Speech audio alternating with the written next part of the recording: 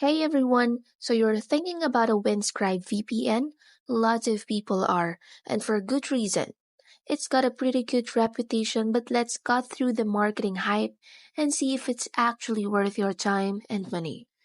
What Windscribe does right. Free tier? Seriously? Yeah, they actually give you 10 gigabytes of data a month for free. 2 gigabytes if you're too lazy to verify your email. That's a huge deal. Next, keeps your data safe. It also connects all your devices. No more juggling. You can connect as many devices as you want. Laptop, phone, tablet, and so on and so forth. Next, extra features galore. They've got a kill switch, so your data doesn't leak even the VPN drops. Lastly, honest pricing.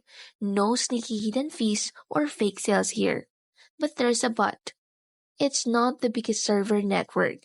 They've got servers in a bunch of places, but not as many as some of the giants.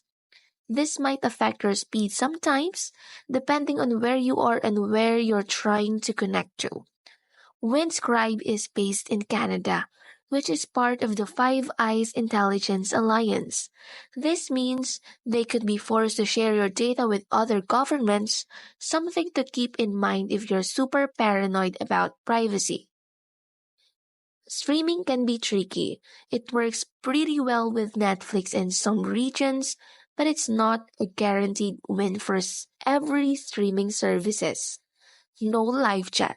This is a bummer if you need help immediately or stuck with email or their AI chatbot.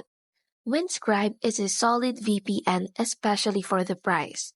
The free tier is amazing and the features are impressive, but it's not perfect. If you're a hardcore streamer or you're extremely worried about government surveillance, you might want to look at other options. But for everyday browsing and keeping your data safe, Windscribe is a great contender. So what do you think?